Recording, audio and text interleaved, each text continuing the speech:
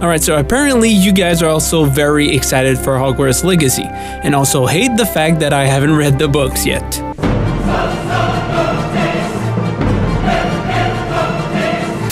Now don't worry, recently I started the first one and I'm really enjoying it so far. So I've decided to compile a list of 10 highly requested things by you, the viewers. I read every single comment on YouTube, Reddit, and Discord, so I'm ready to jump into it.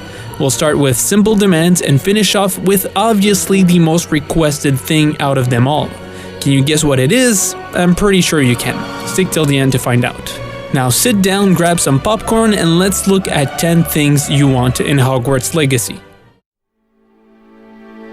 The first one is being able to link your Wizarding World account to the game.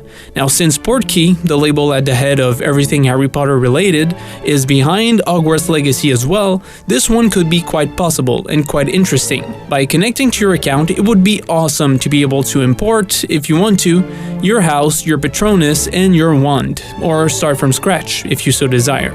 We know there is in fact a house system in the game, and we also know, thanks to one of the screenshots that were released, that we get to visit Ollivander at some point. So I can definitely see the houses and the wands transferring over to Hogwarts Legacy.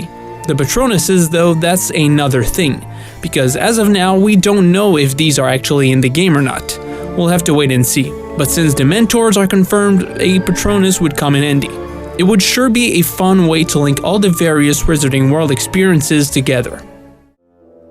Next up is being able to get on board the Hogwarts Express. This one wasn't super requested, but I needed to include it since I'm sure this has been a childhood dream for many of us. Buying candy while flexing how much money you have, talking about magic with your pals, embarrassing yourself in front of your love interest, or trying to survive a Dementor attack.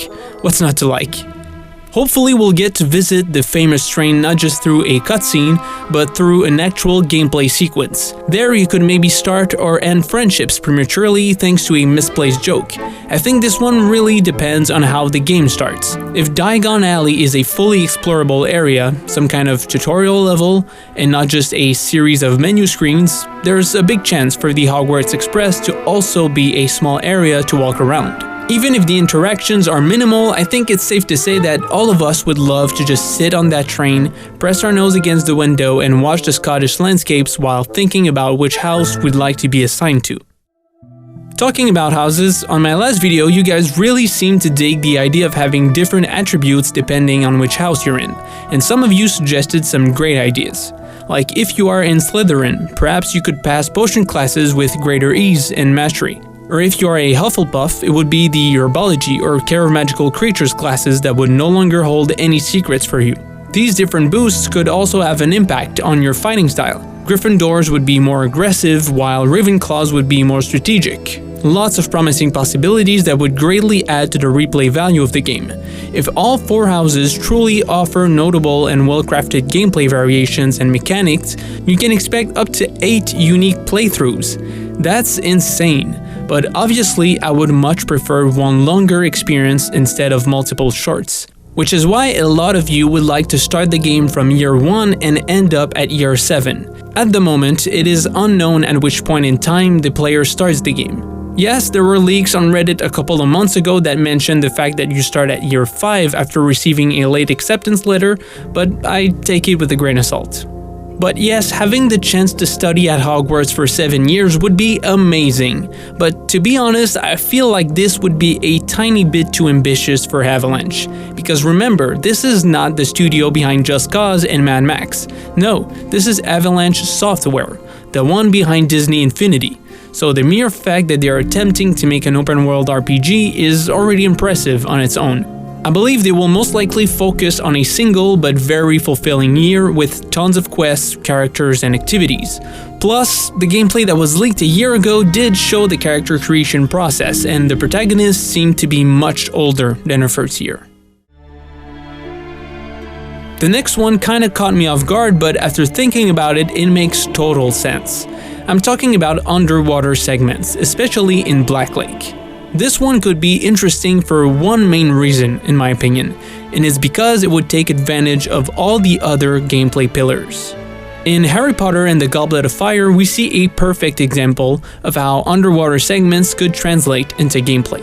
During the second task of the Triwizard Tournament, the participants had to find a way to breathe underwater for a full hour. Harry used Gillyweed, Cedric and Fleur used the Bubblehead charm, and Crumb partially transfigured himself into a shark.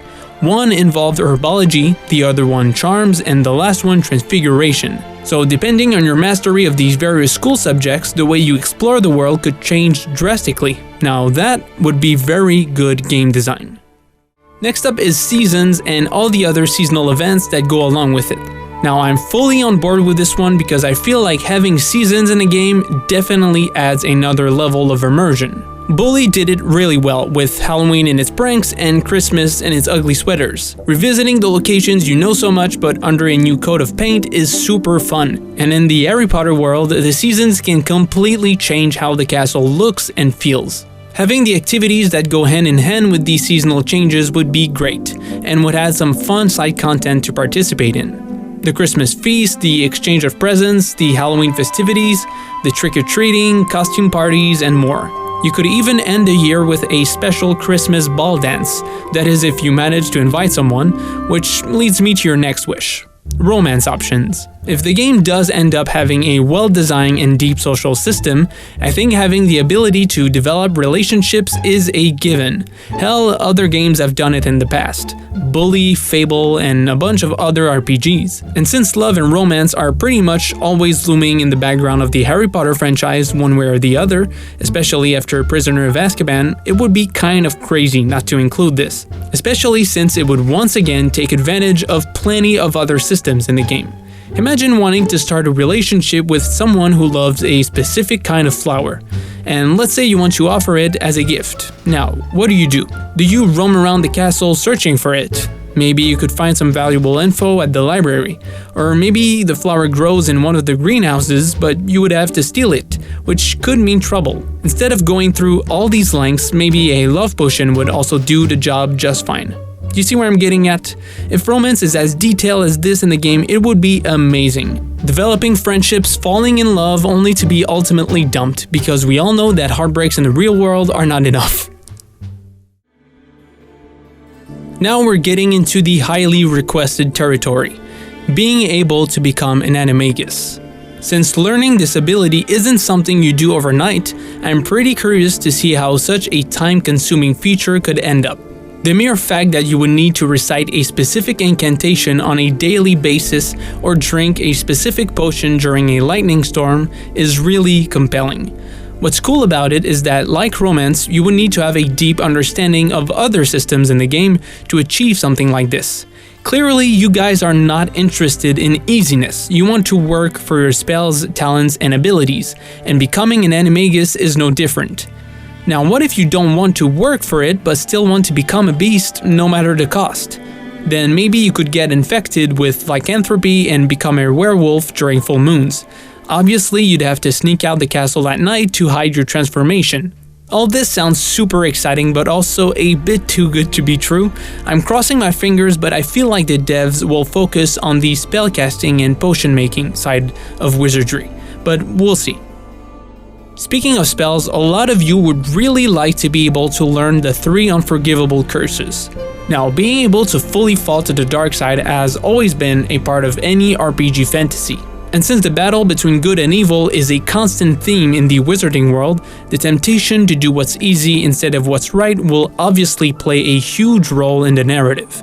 But unfortunately, I doubt they'll go as far as including the Unforgivable Curses, simply because 1, being caught using these spells would grant you a one-way ticket to Azkaban. Maybe you could escape, but that would be quite a stretch. Second of all, these spells would most likely require an M rating, which would be mental and a very poor business choice.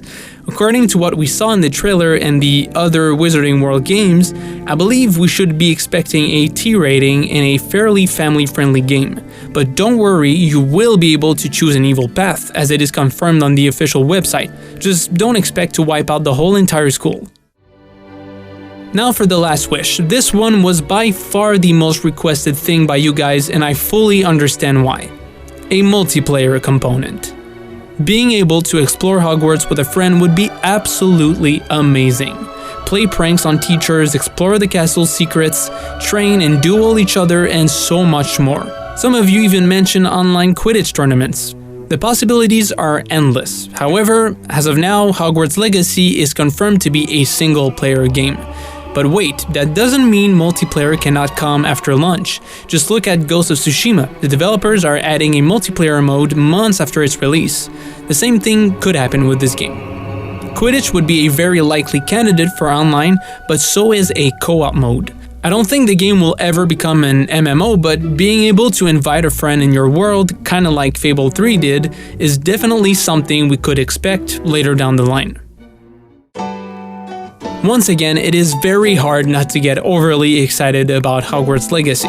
In the meantime, let's all cross our fingers so that the game doesn't end up being a huge disappointment. So thank you for watching, I hope you enjoyed this video. If you have any other ideas, please write them down in the comments below or come chat about it in the Discord server by following the link in the description.